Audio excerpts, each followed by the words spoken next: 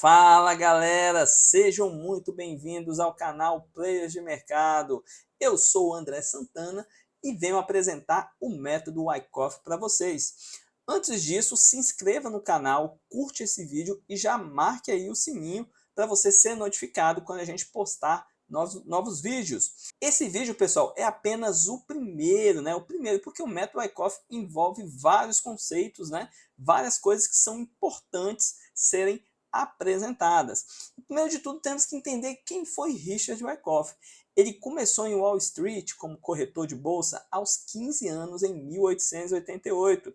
Foi justamente na época em que o Charles Dow lançava a sua primeira edição do Wall Street Journal. Na época do Charles Dow, sim, época do Charles Dow. Ele foi um contemporâneo do Charles Dow, que é considerado o quê? O pai da análise técnica. Então, esse método, pessoal, ele é bastante antigo, ele não é recente, apesar que no Brasil passou a se popularizar mais nos últimos anos, né? Hoje se ouve falar um pouco mais, mas ele é um contemporâneo de Charles Dow. Então, aos 25 anos, ele já tinha ganhado muito dinheiro no mercado e ele abriu a sua própria corretora.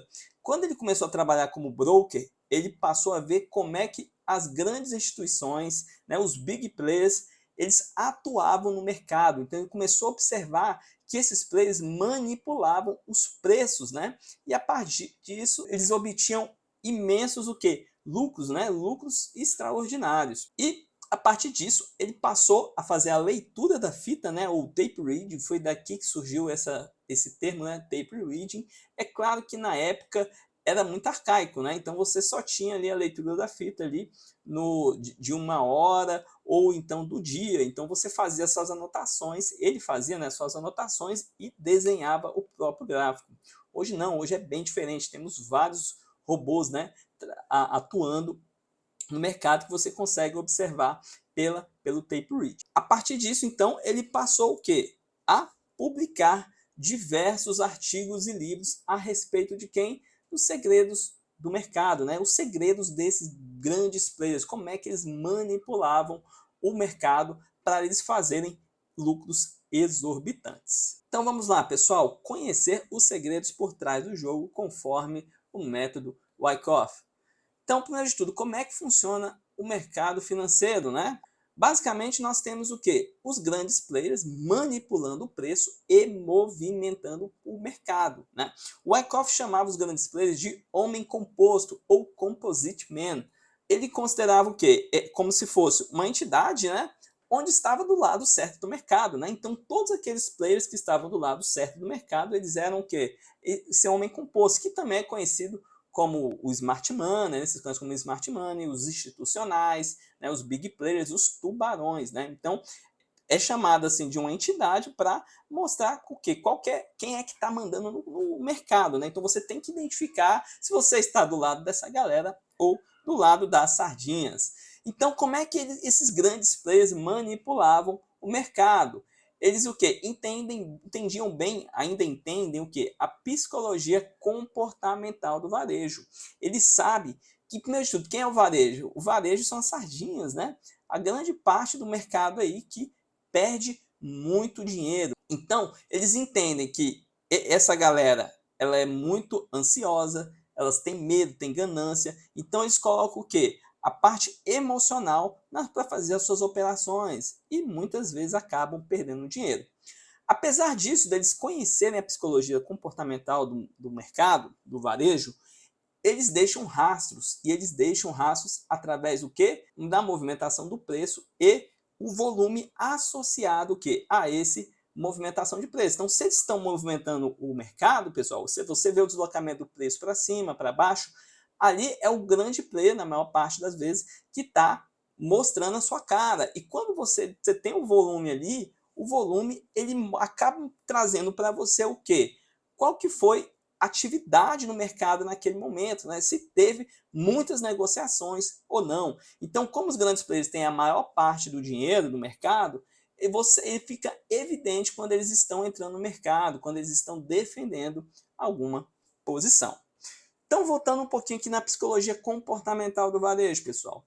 Eles sabem que o varejo é ganancioso, né? E também operam muito a partir do medo. Eles têm medo de quê? De perder oportunidade. Então, com esse medo de perder oportunidade, acabam antecipando operações, acabam indo atrás de quem? De gurus, né? De recomendações de casas de investimento, né? Para saber qual ativo que ele tem que comprar para obter um lucro logo, né? Para não perder a oportunidade.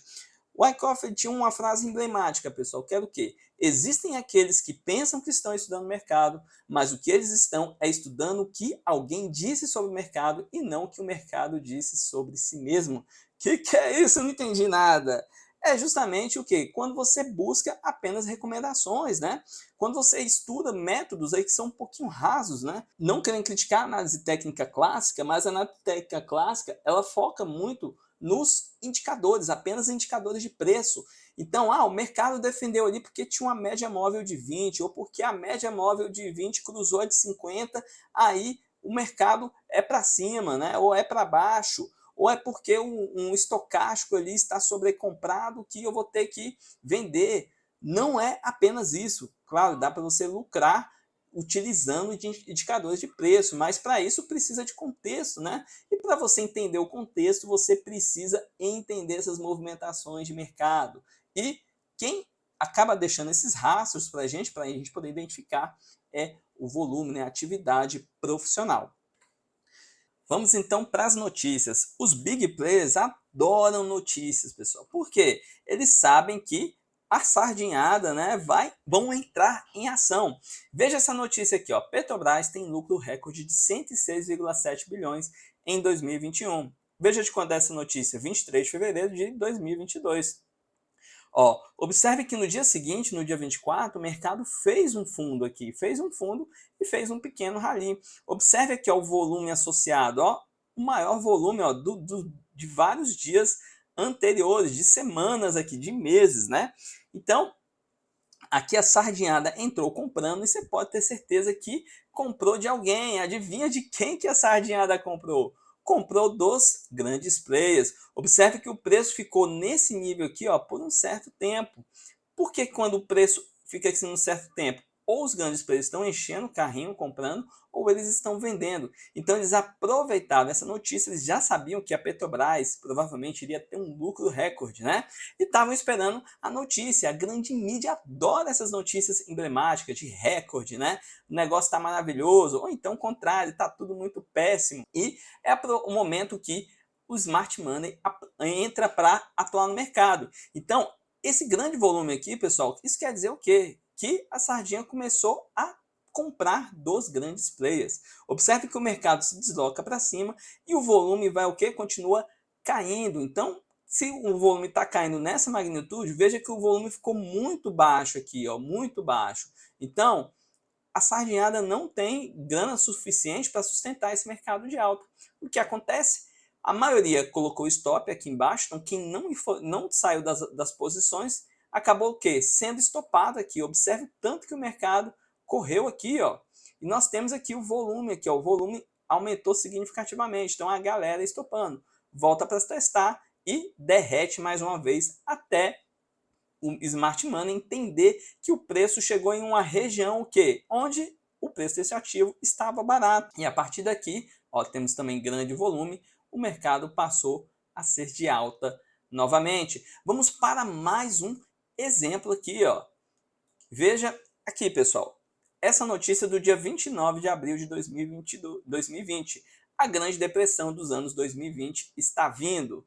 Então veja bem, pessoal, em 2020 nós tivemos o quê? Essa derretida do mercado, né? Todos nós sabemos do que vem essa derretida. Então, a partir dessa notícia que nós tivemos aqui, que o mercado derreteu, chega aqui uma notícia dessa, o que a sardinhada vai fazer? Vai desmontar suas posições, né? Então, quem desmontou suas posições, perceba que o mercado dá uma pequena recuada, mantém lateral e depois vai em alta até o que? Atingir uma nova máxima histórica. Isso aqui é o nosso índice Bovespa. Observe agora o índice SP500, o índice americano. Ó, aqui, ó, dia 30 que a gente teve uma quedinha no mercado, fez um fundinho aqui e depois o mercado retomou para uma grande alta, tá, pessoal? Veja que essa notícia aqui não foi só nível Brasil, não, foi nível mundial, tá? Então, os grandes players aproveitam essas situações para o quê? Para encherem mais o carrinho. Nesse caso foi para encher, né? No caso anterior foi para desovar as suas posições. Então, pessoal, eles adoram essas notícias para poder operar. Vamos agora falar um pouquinho de quem? Da primeira lei do método Wyckoff, que é o quê? A lei da oferta e demanda. Richard Wyckoff, pessoal, ele foi o primeiro a introduzir essa lei fundamental da economia, tá? E que é aplicada hoje em diversos ramos, né? Principalmente na economia. Então, assim, a oferta ela está relacionada à venda e a demanda está relacionada à compra, ou seja, demanda alguém quer comprar alguma coisa e oferta alguém quer vender, né? Então essa relação de quem quer comprar e quem vender que rege essa primeira lei, beleza? Então vamos lá, vamos começar a entender um pouquinho o comportamento do mercado, né? Porque a gente tem o quê? Demanda, quem quer comprar, e oferta, que é quem quer vender. Então quando a gente tem o quê? Uma demanda maior que oferta, ou seja, a gente tem mais ordens, né, agressivas de compra do que de venda, a gente vai ver isso um pouquinho mais detalhado, nós vamos ter o quê? Um mercado de alta. Então quando a gente tem esse mercado de alta, é porque a demanda está o quê? Superando a oferta, tá? Isso pode ser que tenha aumentado de fato a demanda e também pode ser que tenha diminuído a oferta, né? A oferta aqui não deixa segurar os preços. Quando a gente tem esse tipo de mercado, pessoal, nós temos o quê? Um mercado de touro. O mercado ele é representado por duas figuras emblemáticas, que é o touro e o urso. O touro representa a compra e a oferta representa o urso. Então, no mercado de alta, você tem o quê? O touro batendo no urso, né? O touro ele está mais forte que o urso, ou seja, a oferta no mercado diminuiu consideravelmente. Da maneira contrária, pessoal, quando nós temos a oferta maior do que a demanda, nós temos um mercado aqui de baixa, né? Um mercado de baixa. E nesse caso, tá o ursinho aqui domando aqui o mercado, né? É o momento onde onde você vê o mercado de baixo, onde você vê o quê? Notícias, né? As piores possíveis, né? Piores possíveis normalmente quando está chegando no final de uma grande queda. E por fim, pessoal, quando nós temos o equilíbrio entre demanda e oferta, é um mercado lateral, né? Então, na teoria de leilões, você tem o quê? Que o preço ele fica num certo nível quando você tem esse equilíbrio, né? Ou seja, toda a demanda que você tem no mercado está sendo absorvida por quem? Pela oferta, pela venda no mercado. E da mesma forma, toda venda que é colocada no mercado está sendo absorvida por uma compra. Então, aí a gente tem o quê? Esse mercado lateral. Aqui, então, com a demanda maior do que a oferta, isso quer dizer o seguinte, entende-se que o mercado ele está ainda barato, se ele ainda está barato, tem o quê? Demanda entrando no mercado. Agora, quando o mercado está em baixa, aqui entende-se que o preço está caro, então o preço estando caro, o mercado continua caindo, né, para chegar no nível mais barato, para ser interessante para o smart money comprar. Agora, quando a gente tem esse equilíbrio, é porque você tem ali, está em um preço justo, né? Entre aspas. Então, nesse caso aqui, você tem um equilíbrio, né? Um equilíbrio entre o touros e ursos. Então, vamos lá, pessoal. Vamos falar agora de mitos do mercado, né? Então, você ouve bastante, principalmente de quem ensina apenas análise técnica clássica, em que eles falam, em um mercado de alta tem-se mais compradores do que vendedores. Então, quando eles veem uma barra grande de alta, falam, nossa, tem muito comprador aqui, muito mais comprador que vendedor. Será que isso é verdade, pessoal? E da mesma forma, você tem o quê? O mercado de baixa. A galera fala que o mercado de baixa tem sim mais vendedores do que compradores. Então, quando vê uma barra de baixa, né, uma queda acentuada, fala, nossa, tem muito vendedor. Bom, se você for pegar aí diversos estudos, você pode pesquisar, joga aí no Google, você vai ver que a grande parte dos participantes do mercado, né, aquela galera que está negociando no mercado, perdem dinheiro. Então, se eles perdem dinheiro, se numa alta você tem mais compradores que vendedores, veja bem, se o mercado aqui está subindo, quem comprou aqui, o mercado continua subindo, isso quer dizer o quê? Que ele está no lucro, né? Então, se ele realizar aqui, ele já teve lucro. Ele vai estar ganhando. E da mesma forma, quando o mercado está em baixa, se o cara vendeu aqui, o mercado continuou caindo, ele está ganhando, né? Então, se a maior parte das pessoas perdem dinheiro, isso quer dizer que a maioria está na ponta oposta, né? Então, você não deve o quê? Considerar essas frases, esquece isso. Você vê o mercado de alta, não vem falando que tem mais comprador, não. Fala que o que você tem de fato, você tem uma demanda maior do que uma oferta, né? Da mesma forma, no mercado de baixa, você tem uma demanda, uma oferta maior do que a demanda.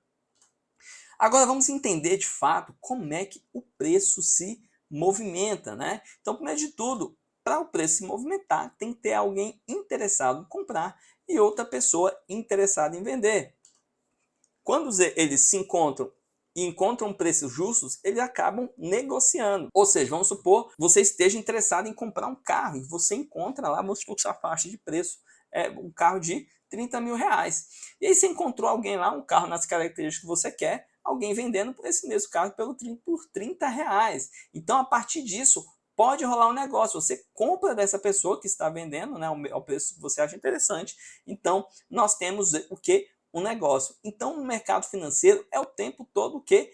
Essa relação de compra e venda entre os players, beleza? Então, o que a gente tem basicamente? Nós temos dois tipos de ordens, que são o quê? As ordens limitadas, que são aquelas ordens que vão estar no booking, é como se fosse o seguinte, são os anúncios que você vê no jornal, né? Quem está vendendo lá. Então, se tivesse alguém, por exemplo, quisesse anunciar que quer comprar algo, você teria também um anúncio de compras, né? Que seriam o quê? As ordens limitadas, são aquelas ordens passivas. Ou seja, aqueles players, provavelmente, eles só têm interesse em negociar se o preço chegar naquele nível. Então, você vê muito a questão da supervalorização aí de carros clássicos, antigos, né? Carros que eram 50 mil, hoje vale não, né? Estão pedindo 100 mil reais, né? Então, eles colocam a ordem lá em cima. Pode alguém vir oferecer 60, 70, 80, ele não vende, né? Ele só vende se alguém tiver de fato disposto a pagar os 100 mil reais, né? Então ele não tem urgência, ele espera o mercado, o preço chegar naquele nível de preço. Outro tipo de ordem que nós temos são as ordens a mercados, que são o quê? As ordens agressivas. É aquele que tem urgência em pagar. Então vamos supor, aquele pessoa que está vendendo aquele carro por 100 mil reais, tem em conta uma pessoa que quer porque quer comprar aquele carro e está disposto a pagar ao preço que está pedindo. Então, ele agride o mercado, ele acaba aceitando o quê? O preço daquele player passivo, né? O player que colocou anúncio daquele preço. E como é que funcionaria isso no mercado? Vamos aqui primeiro analisar o book de ofertas. O book de ofertas nada mais é do que o livro onde nós temos o quê? Onde nós temos as melhores ofertas de venda e de compra. Vamos entender aqui, ó. Primeiro nós temos aqui, nesse caso, o preço é R$ 28,51, isso quer dizer que a última negociação ocorreu a esse nível de preço. Temos aqui, desse lado direito, em vermelho, são as melhores ofertas de venda. Perceba que aqui o preço vai aumentando, né? Ou seja, quem tem um ativo vai querer vender um preço pelo menos maior do que a última negociação. E aqui, como eu disse, são as melhores ofertas de venda. Observe que nesse nível de preço, ó, ou seja, o preço está em R$ 28,51. Em R$ 28,52 tem o quê? Uma oferta de 12.900 ações para serem vendidas nesse nível de preço. Já no nível de preço seguinte, R$ 28,53, tem o quê? 20.300 ações sendo ofertadas nesse nível de preço. E do lado esquerdo, pessoal, que é essa coluna aqui abaixo, azul, nós temos a coluna BID, né? A coluna BID é onde estão as melhores ofertas de compra. Quem quer comprar, né? Quem não tem a urgência de comprar, ele quer comprar sempre no preço mais barato. Por isso que aqui ficam as melhores ofertas de compra. Então aqui da mesma forma, ó, 28,50, nós temos o quê? 23.700 ações. Ou seja, quem quiser aqui de fato vender, precisa vender aquele ativo, atingir a sua urgência, ele vai ter que vender a R$ 28,51, a melhor preço de oferta que você tem, né? É claro, dependendo da quantidade de ações. Se ele tiver que vender a mercado mais de 23.700 ações, o preço vai se deslocar mais, porque essa quantidade não vai ser o suficiente para ele poder vender tudo que ele quer. E no outro nível de preço, 28,49, tem o quê? 21.900 ações aqui nesse nível de preço, a melhor oferta de compra. Então, pessoal, essas aqui são o quê? São as ordens passivas, né? As ordens que ficam ali no book de oferta do mercado. Então, o preço ele se movimenta quando alguém tem a urgência, quando alguém agride, né? Agride o mercado. Então, quem tem urgência na comprar o ativo, ele vai ter que comprar e vai comprando de quem coloca suas ordens de venda. Da mesma forma, quem tem urgência em vender, ou seja, assumir o preço que está o mercado ali, ele vai deslocando o preço para baixo. Então, o preço se desloca dessa forma. É pelos players agressivos, né? Quando nós temos o quê? Agressões de compra ou de venda, beleza? Vamos pegar aqui e entender no livro de ofertas quais são as regiões de oferta e de demanda. Então, nós temos aqui o lado esquerdo aqui, que é o nosso bid, a coluna bid, é o que? Vamos ter os nossos níveis de demanda, né? Então, por exemplo, aqui, ó, aqui esse nível de preço aqui, ó, 23,42 tem o quê? Mais de 64 mil contratos, né, com oferta de compra, né? Já que 23,40 temos 65.600 ações. Tem algum player aqui que está disposto a comprar a esse nível de preço. E do outro lado, que é a coluna ESC, né, de venda, nós temos os níveis de oferta, né? Então, esses níveis onde você tem uma quantidade maior de ordens são níveis que a gente já identifica. Se o mercado chegar ali, nós temos, no caso aqui das vendas, temos mais oferta aqui nesse nível. Então, pode ser que o preço chegando aqui, ele possa fazer o que? Possa dar uma segurada, possa parar ali, pelo menos, por um período. Da mesma forma, se o mercado começar a cair, aqui são regiões que o mercado pode encontrar o que? Demanda, ou seja, o preço se deslocar mais, aqui você tem que ter mais agressão de venda de vários contratos para poder deslocar o preço. Beleza? Temos um outro exemplo aqui. Da mesma forma, veja que aqui está um pouquinho mais espaçado, esses são os melhores níveis de demanda, de preço. E aqui o nível de oferta, você tem esse aqui, ó. Ele é um nível de oferta bastante importante. Você observa que esse preço aqui é interessante para algum player. É claro que é o seguinte, pessoal, se você observar o book de ofertas ao vivo, você vai ver que tem players que colocam, por exemplo, aqui colocou 50 mil ações, mas ele pode tirar tudo no momento que o preço chega ali, né? Às vezes eles colocam ali, porque existem diversos robôs de alta frequência que movimentam o mercado, né? Tem alguns algoritmos que trabalham para atrair o quê? O preço para esses níveis, ou atrair, ou então repelir, entender que ali tem gente de fato para segurar o preço naquele nível. Então, isso aqui são apenas intenções. Lembre-se que as ofertas passivas são as ordens limitadas, que são apenas as intenções. Quando você tem de fato a iniciativa, aí sim você tem um negócio, ou seja, a iniciativa é dada pelos os players agressivos, né? Aqueles que entram agredindo na compra ou na venda. Agora a gente vai falar um pouquinho mais sobre as regiões de oferta e demanda. Para isso a gente tem que entender os conceitos de suporte e resistência. Se você estudou lá na análise técnica clássica, você tem o quê? Suporte é onde um preço chega num certo nível, onde ele não cai mais, né? E ele sempre chega naquela região e é defendido. E a resistência é quando você está no nível acima e o preço chega nesse nível, sofre uma resistência, né? Ele acaba sendo repelido daquela região.